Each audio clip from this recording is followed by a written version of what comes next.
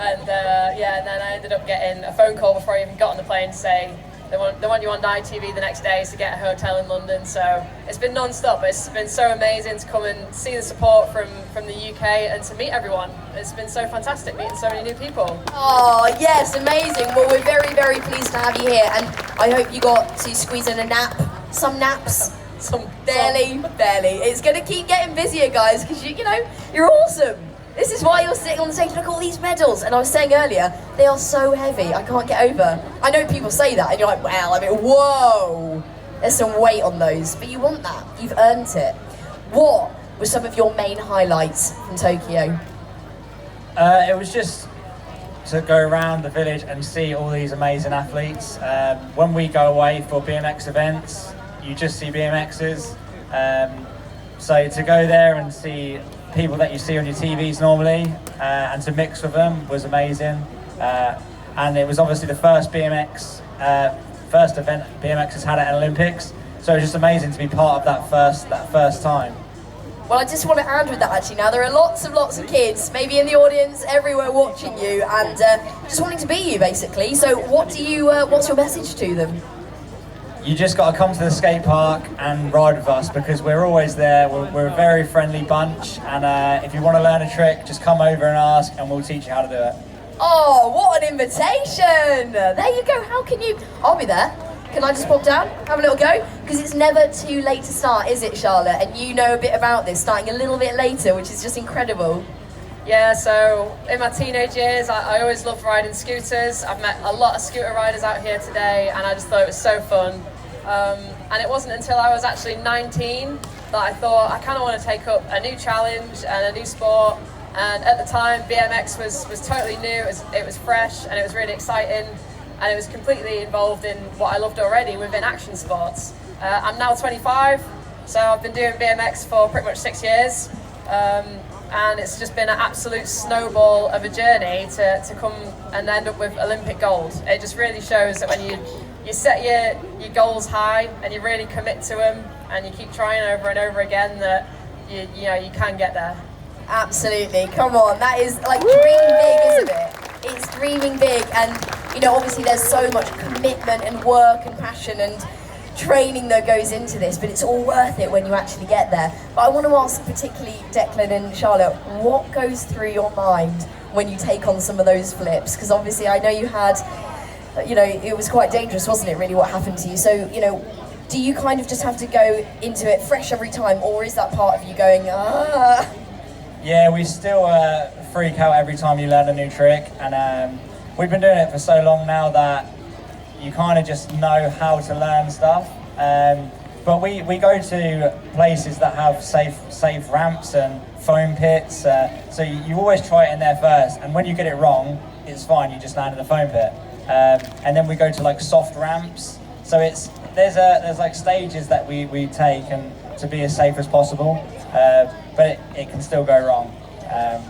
Yeah, it can be pretty rough sometimes. Bit of a thrill though, I bet. Absolutely. And what about you? How do you feel? As Declan said, we're all still scared, I think, to do the tricks. I mean, I was scared before I did my run up there. I think you just learn through a lot of practice and through the support of your friends as well, really. Sometimes you need a shoulder to cry on the whole thing.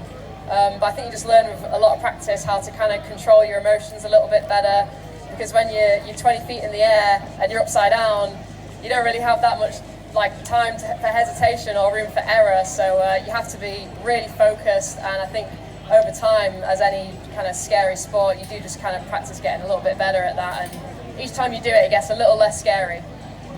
Oh, it's still scary to watch though, every time. Ah! So Joe, how did you get involved in your sport?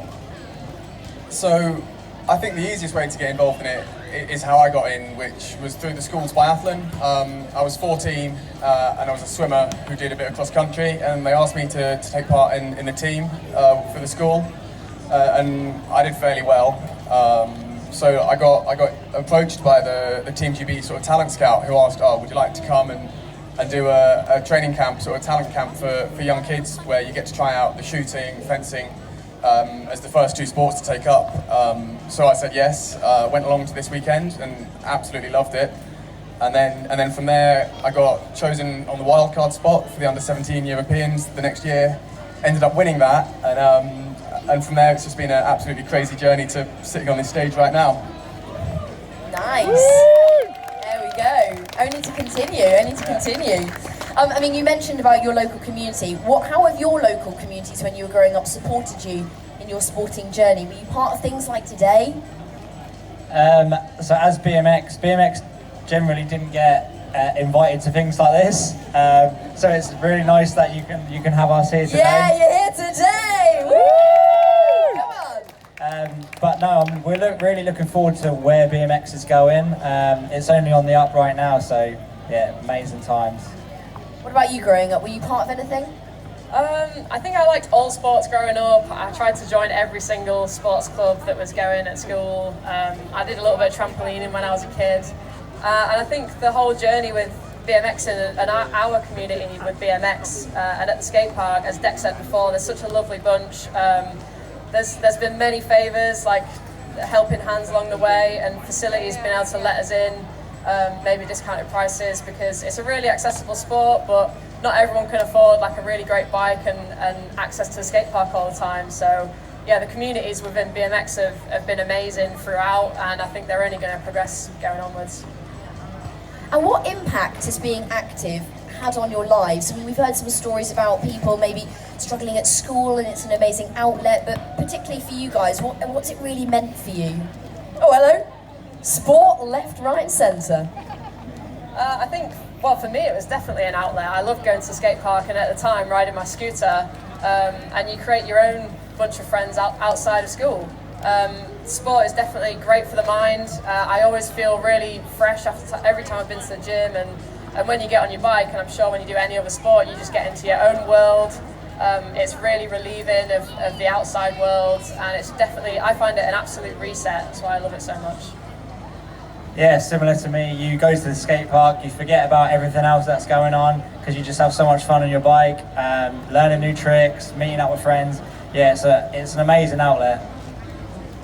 Yeah, for me, it was always swimming. When I was a kid, I just finished school and I'd be driven off to my swimming club, like locally in Worthington, Sevenoaks, whichever one it was. And for me, yeah, that was like, it became sort of a social activity as well as training. I absolutely loved meeting my mates at the swimming club. Blackheath and Clonmel Harriers was another one. I could never choose a sport, even from when I was a kid. And yeah, it just became a social life. Like, that became what I looked forward to at the end of the day after school, and from then it sort of progressed into more than a passion and a sort of a profession that I still love. I mean, these are such incredible messages that we're hearing, because every single Olympian that's been on the stage has said it's about the relationships, the friendships you create, that, you know, that world of being part of something. It's like, I guess it just keeps pushing you, because I was going to ask next, what motivates you? What keeps you like driven to keep going and pushing yourself? Because it's so hard. Would you say it's the people, or would you say it is the medal? Well, for me, my first memories of sport were the greats like Dame Kelly Holmes, and just like watching the Olympics in general. So from when I was that age, I always said I wanted an Olympic medal. I wanted a gold. I wanted to say I'm the best in the world at some sport, and like, I've never won a gold at a massive major world championships or Olympics before, so for me it's been that sort of that hunger since I was a kid that's kept me like pushing for the best I can be. What about you guys?